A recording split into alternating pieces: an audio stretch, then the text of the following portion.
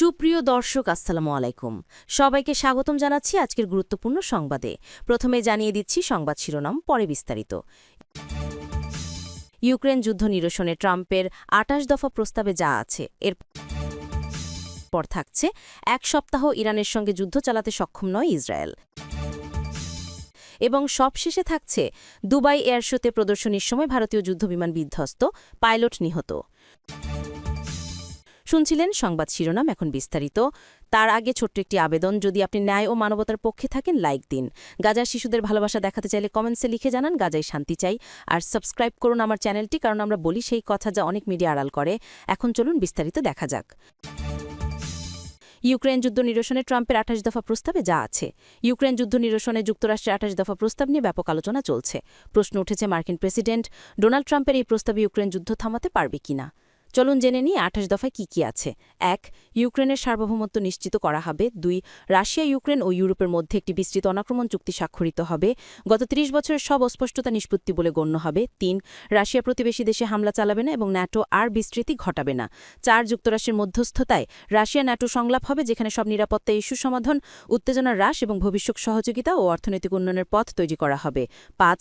Ukraine নিরাপত্তা নিশ্চয়তা পাবে। ৬. ইউক্রেনের সশস্ত্র বাহিনীর সদস্য সংখ্যা ৬ লাখে সীমিত থাকবে। ৭. ইউক্রেন তার সংবিধানে ন্যাটোতে যোগ না দেওয়ার অঙ্গীকার সংযোজন করবে এবং ন্যাটো তার নীতিমালায় ন্যাটোটি ইউক্রেনের সদস্যপদ না দেওয়ার বিধান যোগ করবে। ৮. ন্যাটো ইউক্রেনের সেনা মোতায়েন করবে না। ৯. ইউরোপীয় যুদ্ধবিমান পোল্যান্ডে মোতায়েন করা হবে। ১০.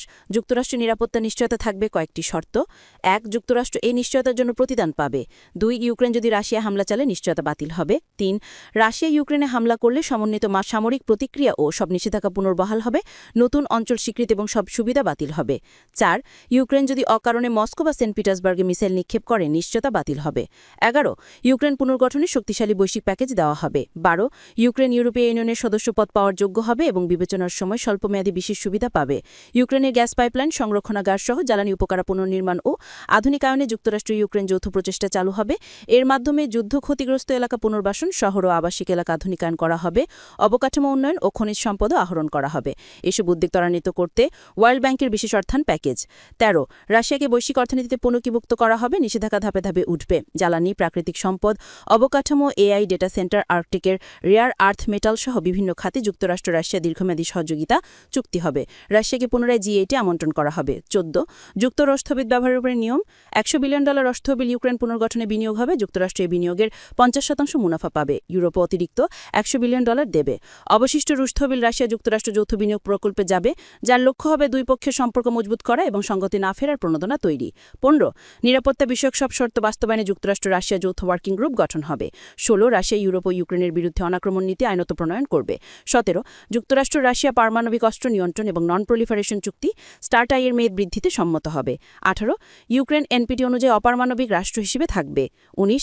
জাপোরিঝিয়া পারমাণবিক বিদ্যুৎ কেন্দ্র IAEA এর তত্ত্বাবধানে পুনরায় চালু হবে। উৎপাদিত বিদ্যুৎ 50:50 অনুপাতে রাশিয়া ও ইউক্রেন পাবে। ২০. দুই দেশের স্কুল ও সমাজের সহনশীলতা ও বর্ণবৈষম্য বিরোধী শিক্ষা কার্যক্রম চালু করবে। ইউক্রেন ধর্মীয় সহনশীলতা ও ভাষাগত সংখ্যালঘুর সুরক্ষায় EU নিয়ম গ্রহণ করবে। দুই দেশেই বৈষম্যমূলক নীতি প্রত্যাহার করবে। গণমাধ্যম ও শিক্ষাক্ষেত্রে রুশ ইউক্রেনের অধিকার নিশ্চিত হবে। সব নাৎসি মতবাদ ও কার্যক্রম নিষিদ্ধ হবে। ২১. ভূখণ্ড সংক্রান্ত প্রস্তাব ক্রিমিয়া, লোগানশিয়ান ও বয়স্ককে যুক্তরাষ্ট্রসহ সবাই রাশিয়ার হিসেবে স্বীকৃতি দেবে। ২২. সম্মত বিমানে বল প্রয়োগে পরিবর্তন করা যাবে না, এ শর্ত ভাঙলে নিরাপত্তা নিশ্চয়তা প্রযোজ্য হবে না। ২৩. দ্বিনীপ্রণোদী ব্যবহার ও কৃষিপণ্য পরিবহনে রাশিয়া ইউক্রেনকে বাধা দিবে না। কৃষ্ণসাগর পথে শস্য পরিবহন অব্যাহত থাকবে। ২৪. মানবিক কমিটি গঠন, সকল যুদ্ধবন্দী ও মৃতদেহ সকলের বিনিময়, সকল ভিত্তিতে বিনিময়, সকল বেসামরিক বন্দী ও আটক শিশুর ফেরত, পরিবার পুনর্মিলন কর্মসূচি, যুদ্ধ ক্ষতিগ্রস্তদের দুঃখ লাঘবের ব্যবস্থা। ২৫. ইউক্রেনে ১০০ দিনের মধ্যে নির্বাচন অনুষ্ঠিত হবে। ২৬. যুদ্ধে সংশ্লিষ্ট সকল পক্ষের জন্য সাধারণ ক্ষমা, কেউ কারো বিরুদ্ধে আর কোনো দাবি উত্থাপন করবে না। ২৭. এই চুক্তির আইনি বাধ্যবাধকতা থাকবে এবং শান্তি পরিষদ, যার প্রধান হবেন ডোনাল্ড ট্রাম্প, এর মাধ্যমে বিষয়টি বাস্তবায়ন তদারকি করা হবে, লঙ্ঘনে নিষেধাজ্ঞা আরোপ হবে। ২৮. সব পক্ষ সম্মত হওয়ার পর উভয় পক্ষ নির্ধারিত স্থানে সরে যাওয়ার সঙ্গে সঙ্গে তাৎক্ষণিকভাবে যুদ্ধবিরতি কার্যকর হবে। এরপর থাকছে এক সপ্তাহ ইরানের সঙ্গে যুদ্ধ চালাতে সক্ষম নয় ইসরায়েল। ইরানের সংসদের স্পিকার মোহাম্মদ বাকের গালিফভ দাবি করেন, গত জুন মাসে ১২ দিনের আগ্রাসনে ইসরায়েলি শাসকগোষ্ঠী শাস্তি পেয়েছে এবং মার্কিন সহায়তা ছাড়া তারা ইরানের বিরুদ্ধে এক সপ্তাহ যুদ্ধ টিকিয়ে রাখতে পারবে না। একটি প্রতিবেদনে এই খবর দিয়েছে তাদের স্থানীয় সংবাদ মাধ্যম মেহর নিউজের প্রতিবেদনে এই খবর দেওয়া হয়েছে। শুক্রবার ইমাম খুমৈনির সমাধিস্থলে বশিজ বেহেনির একটি সমাবেশে বক্তব্য দিতে গিয়ে গালিফভ বলেন, জুনে ইসরায়েল এবং যুক্তরাষ্ট্র যে ১২ দিনের যুদ্ধ শুরু করেছিল সেই প্রেক্ষিতে ইরানের শক্তি শুধু মিসাইল থেকে আসে না, বরং জনগণের ব্যাপক সমর্থনই দেশকে শক্তিশালী করে। তিনি বলেন, যদি মানুষের হৃদয় আমাদের সাথে থাকে আমরা সবচেয়ে শক্তিশালী দেশ, কিন্তু যদি তারা সাথে না থাকে তাহলে আমাদের মিসাইল হামলাও যুদ্ধের সময়ের মতো কার্যকর হবে না। গালিফভ দাবি করেন, ইরানি জনগণ এবং তাদের সশস্ত্র বাহিনীর হাতে ইসরায়েলি শাসক গোষ্ঠী ও তাদের মার্কিন সমর্থকরা যুদ্ধে পরাজিত হয়েছে। তিনি আরও বলেন, প্রথম দিনে যে ক্ষতি হয়েছিল তাছাড়া যুদ্ধের ৬ দিনে যুক্তরাষ্ট্রের ভাইস প্রেসিডেন্ট জেরি ভান্স ইরানের পররাষ্ট্রমন্ত্রীর সাথে কথা বলে সংঘর্ষ থামানোর জন্য আলোচনা করার চেষ্টা করছিলেন। গালিফভ যোগ করেন, শত্রু সামরিক শক্তি নিয়ে আক্রমণ করেছিল আর আমরাও সামরিক শক্তি দিয়ে তাকে সতর্ক করেছিলাম এবং শাস্তি দিয়েছিলাম। তিনি বলেন, জায়নিস্ট শাসক গোষ্ঠী যুক্তরাষ্ট্র ন্যাটোর সমর্থন ছাড়া ইরানের সঙ্গে এক সপ্তাহ বেশি যুদ্ধ চালাতে পারে না। যুক্তরাষ্ট্র ন্যাটোর সহায়তা ছাড়া তারা কয়েকদিন টিকেছিল। ১২ দিনের যুদ্ধে ব্যর্থতার পরও শত্রুপক্ষ ইরানের বিরুদ্ধে নানারূপে শত্রুতা অব্যাহত রেখেছে বলে মন্তব্য করেছেন গালিফভ। তিনি বলেন, তারা মানসিক যুদ্ধ সহ বিভিন্ন কৌশলে জনগণকে ইসলামী ব্যবস্থার বিরুদ্ধে দাঁড় করানোর চেষ্টা করছে। সংসদ সভাপতি আরও জোর দিয়ে বলেন, জনগণকে ইসলামী প্রতিষ্ঠানের পাশে রাখাই শত্রুকে মোকাবেলায় ধারাবাহিক সাফল্যের মূল চাবিকাঠি। এরপর থাকছে দুবাই এয়ারশোতে প্রদর্শনীর সময় ভারতীয় যুদ্ধবিমান বিধ্বস্ত, পাইলট নিহত। দুবাই এয়ারশোতে ফ্রাইডে আকাশ প্রদর্শনীর সময় ভারতীয় বায়ুপানে একটি যুদ্ধবিমান বিধ্বস্ত হয়ে পাইলট নিহত হয়েছেন। অনলাইনে ছড়িয়ে পড়া ভিডিওগুলোতে দেখা গিয়েছে তেজস বিমানটি মাটিতে আছড়ে পড়ার পর বড় ধরনের বিস্ফোরণ ঘটে এবং মুহূর্তে কালো ধোঁয়া আকাশে ছড়িয়ে পড়ে। দুবাই মিডিয়া অফিস ঘটনাটি নিশ্চিত করে জানিয়েছে দুর্ঘটনাস্থলে জরুরি সেবাদানকারী দল দ্রুত পৌঁছে যায়। ধারণা করা হচ্ছে স্থানীয় সময় দুপুর ২টোর কিছুর পর দুর্ঘটনাটি ঘটে। দুবাই মিডিয়া অফিসের বিবৃতিতে বলা হয়, আজকের ফ্লাইং ডিসপ্লেতে অংশ নেওয়া ভারতের একটি তেজস যুদ্ধবিমান বিধ্বস্ত হয়েছে, যেতে পাইলটের মর্মান্তিক মৃত্যু হয়েছে। দমকল এবং জরুরি সহায়তাকারী দল দ্রুত ঘটনাস্থলে পৌঁছে পরিস্থিতি নিয়ন্ত্রণে কাজ করছে। ভারতীয় বিমান বাহিনী জানিয়েছে, দুর্ঘটনার কারণ অনুসন্ধান করে তদন্তি কমিটি গঠন করা হবে। বিমান বাহিনীর বিবৃতিতে বলা হয়, আজ দুবাই এয়ারশোতে আকাশ প্রদর্শনীর সময় একটি আইএফ তেজস বিমান দুর্ঘটনার শিকার হয়েছে। পাইলট দুর্ঘটনায় প্রাণঘাতী আঘাত পেয়েছেন। আমরা গভীরভাবে শোকাহত এবং এই দুঃখের মুহূর্তে নিহত পাইলটের পরিবারের পাশে আছি। দুর্ঘটনার কারণ নির্ধারণের জন্য তদন্ত কমিটি গঠন করা হচ্ছে। শুক্রবার ছিল এই বছরের দুবাই এয়ারশোর শেষ দিন।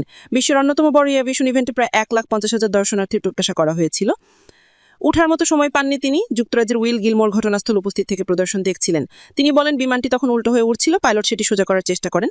তখনই মনে হচ্ছিল বিমানটি খুব নিচে নেমে গেছে এবং তার উপর উঠার মতো আর সময় নেই। তিনি বলেন, কেউ লাফিয়ে বের হতে পারেনি, সবকিছু মিলিসেকেন্ডের মধ্যে ঘটে গেছে। গিলমোর বলেন, তিনি একটি তাতুর আড়ালে ছিলেন এবং বিধ্বস্ত হওয়ার মুহূর্তটি সরাসরি দেখতে পাননি। তিনি বলেন, আমরা হঠাৎ বড় ধোঁয়ার মেঘ দেখতে পেলাম। কর্তৃপক্ষ খুব দ্রুত সাড়া দিয়েছেন। সঙ্গে সঙ্গে সাইরেনও বাজতে লাগলো এবং ঘোষকও শান্ত দ্রুত প্রতিক্রিয়া দিয়েছেন, যেন সব কর্তৃপক্ষকে অবহিত করা হয়েছে। এক মুহূর্তের মধ্যে পরিবেশ বদলে গেল। উৎসবটি ছুড়ে ভীষণ প্রাণবন্ত, কিন্তু দুর্ঘটনার পর পুরো পরিবেশ শোকাগ্রস্ত হয়ে পড়ে।